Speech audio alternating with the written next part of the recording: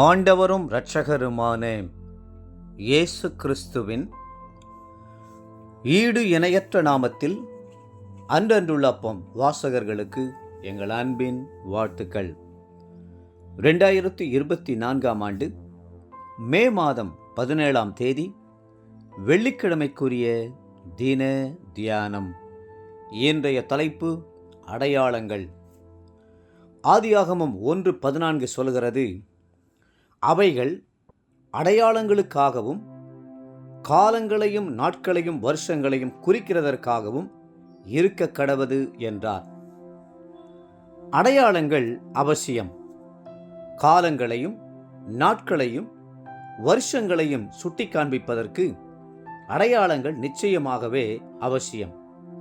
ஆகவே கர்த்தர் ஆகாய விரிவிலே சிறிய பெரிய சுடர்களாக நட்சத்திரங்கள், சந்திரன், சூரியன் ஆகியவற்றை சிருஷ்டித்தார். நோவாவுக்கு கர்த்தர் வானவில்லை அடையாளமாக்கி ஜலப்பிரளயத்தினால் உலகத்தை அழிப்பதில்லை என்று வாக்கு பண்ணினார். மோசேயின் கோலை சர்ப்பமாக்கி பார்வோனுக்கு முன் அதை அடையாளமாக்கினார். இஸ்ரவேல் ஜனங்களின் பாதுகாப்பிற்காக பஸ்கா ஆட்டுக்குட்டியின் இரத்தத்தை அடையாளமாக்கினார். ராகாப் என்னும் வேசி சிகப்பு நூலை தன் ஜன்னலில் கட்டி அதை அடையாளமாக்கி தன் குடும்பத்தை அழிவுக்கு விலக்கி மீட்டாள்.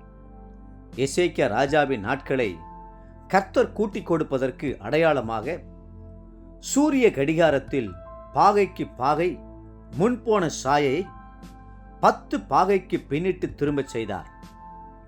இம்மானுவேலருக்கு அடையாளமாக கன்னி கர்ப்பவதியாவதை சுட்டி காண்பித்தார்.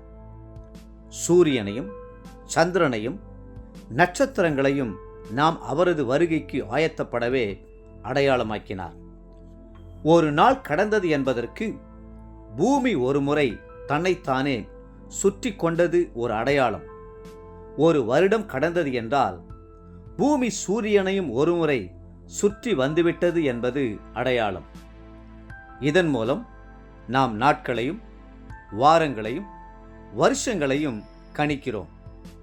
இப்பொழுது கிமு கிபி என்று நாம் சொல்கிறோம். ஆனால் இன்னும் கொஞ்ச காலத்தில் இயேசு வரும்போது அது வருகைக்கு முன் வருகைக்கு பின் என்று பிரிக்கப்படும்.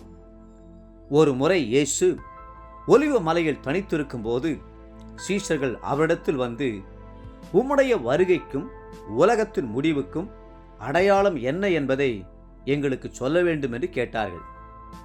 இயேசு பல அடையாளங்களை அவர்களுக்கு விவரிக்கும் போது அதில் ஒன்றாக சொன்னார், சூரியனிலும் சந்திரனிலும் நட்சத்திரங்களிலும் அடையாளங்கள் தோன்றும். பூமியின் மேலுள்ள ஜனங்களுக்கு தத்தளிப்பும் இடுக்கணும் உண்டாகும். சமுத்திரமும் அலைகளும் முழக்கமாயிருக்கும் என்றார். லூக்கா 21:25. வானத்திலிருந்து பயங்கரமான தோற்றங்களும் பெரிய அடையாளங்களும் உண்டாகும் என்றார். ஆவியும் மனவாட்டியும் வா என்கிறார்கள், கேட்கிறவனும் வா என்பானாக, தாகமாயிருக்கிறவன் வரக்கடவன். வெளிப்படுத்தின விசேஷம் 22:17. இவைகளை சாட்சியாக அறிவிக்கிறவர் மெய்யாகவே நான் சீக்கிரமாய் வருகிறேன் என்கிறார். வெளிப்படுத்தின விசேஷம் 22:20.